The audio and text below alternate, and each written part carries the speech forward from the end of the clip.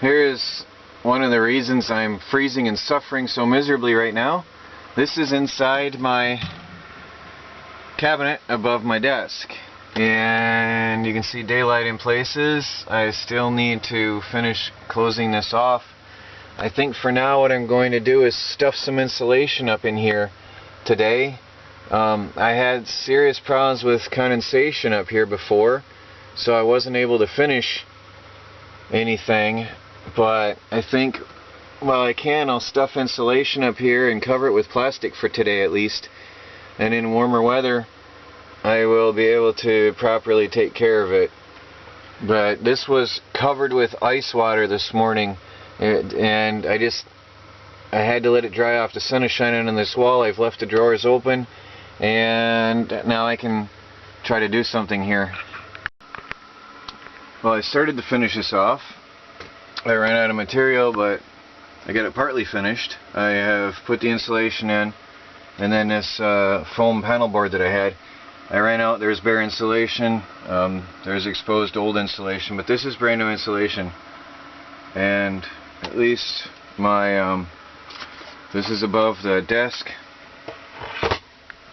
The storage cabinets above my desk, as I had showed you before. At least they're insulated for now. That'll stop some of the condensation and freezing coming through here. Morning, everybody. It's 35 degrees in here again in the morning. I guess that's becoming a normal thing. And right now I have an emergency situation. With all the extreme cold in here, I like to heat up a cup of coffee. And I have an emergency. I have coffee beans, coffee beans, coffee beans, coffee beans. No coffee grinder. I have to break out of this place. I'm snowed in. This is an emergency. This is all the coffee powder I have left. So today, I have to get out of here. I left my coffee grinders back at the old place. Halfway through the move when the blizzard hit. In the mornings I'm using my propane on high to help take the chill off. I'm using it very sparingly because it's $20 for a 15-pounder here in New York, but it sure helps heat this place up fast on high, coming up from 35 degrees in the morning when I get up. At the same time, I got a nice raging fire going in there, and got my water boiler going. Try to warm this place up. I still have to rework this water boiler system. I think I'll do a video later asking for help and advice. It was so cold in here this morning, my door handle, my latch was frozen. I actually had to hold a lighter up to it to heat the metal carefully, so I could even get it to turn. And then the inside screen door was frozen to the frame all the way around, and sadly I ripped off some weather stripping. I can't believe this is late March and we have such extreme weather this year. This is so unusual. A fellow YouTuber sent me this carbon monoxide detector and some batteries, and I want to say thank you. This was something I know I needed, but it was low on my list of priorities because for me right now warmth and survival are top. So thank you. I have my new carbon monoxide sensor installed right next to the smoke detector. I need to get a 9-volt battery for this, but as soon as I get out of this snowbound area I'll go get one. Off-grid dishwashing has to be very sparing of your water. Put a little bit of cold water in, a little bit of hot water,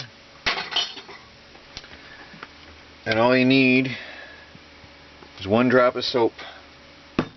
Actually, I've had this soap for I think over a year.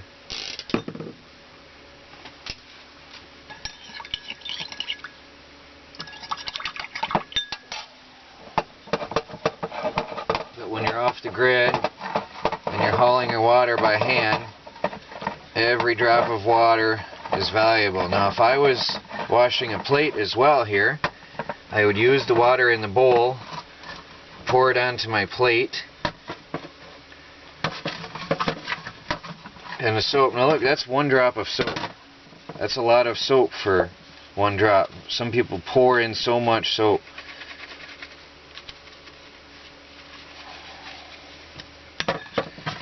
Now, I can also wash the sink while I'm at it. This is only used for dishwashing, by the way, and for bathing.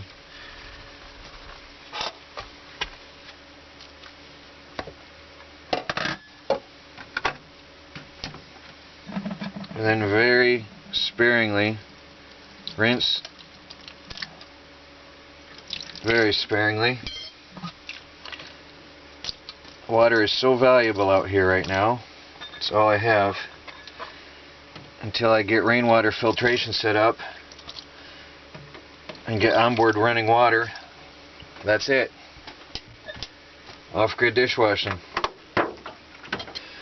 And this is my bathtub. This is how I bathe off the grid. Now bathing takes about a ½ gallon of water, just about. I put enough water. I want to have enough to get my head in there a little bit. And then I add hot water.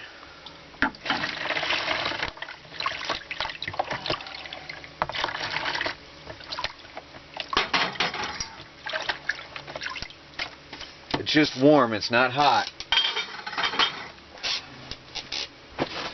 Now I won't show you all the gory details, but I stick my head in here, I rinse my head completely, I lather up with soap, and then I can actually stick my head, I put my head touching the bottom of this pan, and then I can rinse my hair by pulling up water with my hands and letting it fall down over my head. And then I wash my body from the top down with a washcloth and soap. My homemade soap, by the way, made out of pure lye and oil. And that's off-grid bathing for now until I get more water going. Try to get out. I can't. I kept spinning on this slope. I did some good spinning there. Turned up a lot of mud.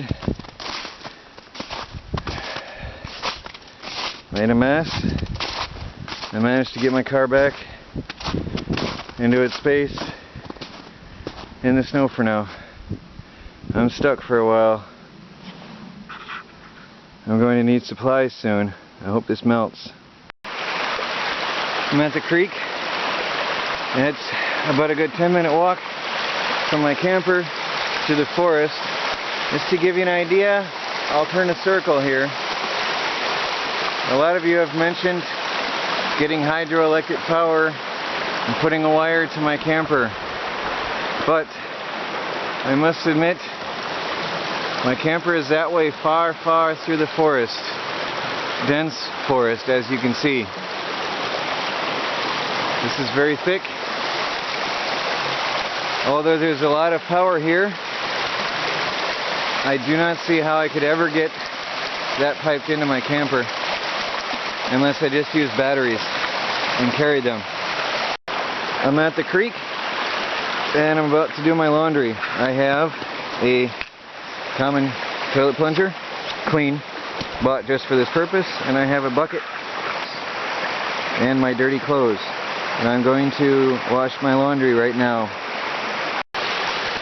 Well, first what we need to do is get some water. I hope I'm not going to make a funny YouTube video of me falling in.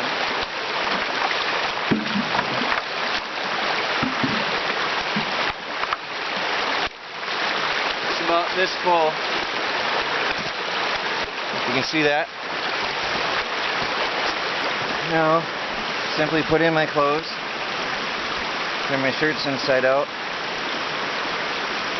Warm water would be best, but I'm freshly off the grid and I don't have any options left. I don't have the resources right now to take care of that. I've got a chunk of my homemade soap. I'm just going to put some shavings of it in there. Turned out to be a softer soap, but that's fine. Just put some shavings of soap in there. It's probably way too much. And then agitate this for about 2 minutes. Just keep plunging. I think it beats a washboard for sure. I don't have to get my hands wet or cold. So I'm just going to keep agitating this for 2 minutes.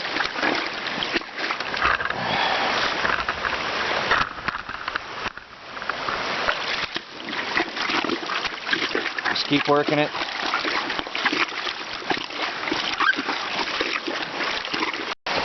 Well, you can see the mucky water. Now, I'm going to throw out my clothes off to the side. Normally I would put them on a rock and dump this filthy water out away from the creek.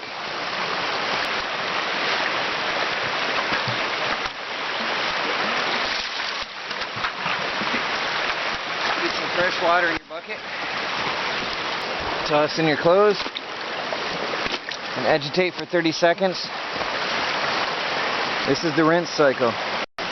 Now, I've rinsed for 30 seconds. Now I'm going to take out my clothes again and set them aside. Dump the dirty water. Going to get more creek water.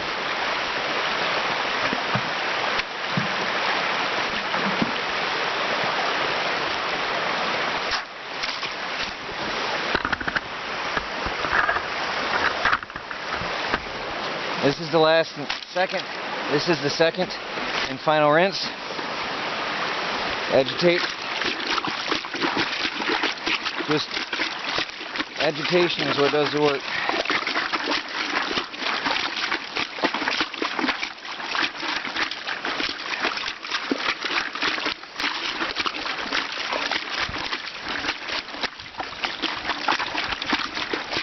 Now I'm going to pull these out.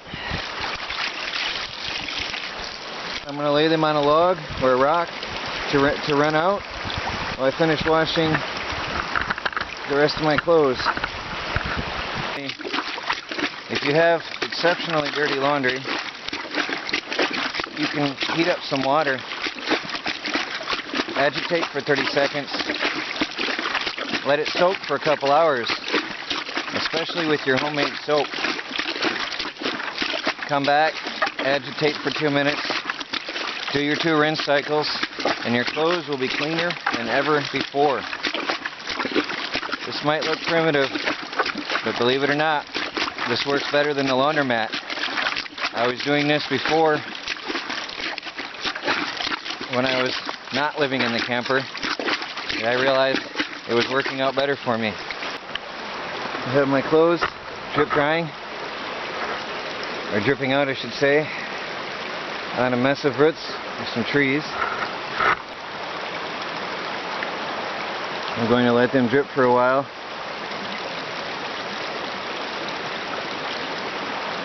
And then I'll carry them up and put them on the line. And there are my clothes hanging to dry. I've got a whole load of laundry done. And total cost to me, 0. Nothing. And that's how you do the laundry off the grid. And this is truly green living here. I made the soap myself using natural products, and I washed my clothes by hand. 0 artificial energy was involved. Well, one of your tasks of solar living is making sure your panels are always faced into the sun. That's what I like about the Harbor Freight panels, is I can always angle these right into the sun for best charging performance. You might notice I'm wearing a t-shirt in the snow. I've been out working all day, and it gets warm. You get used to this after a while, especially sleeping in 35-degree temperatures.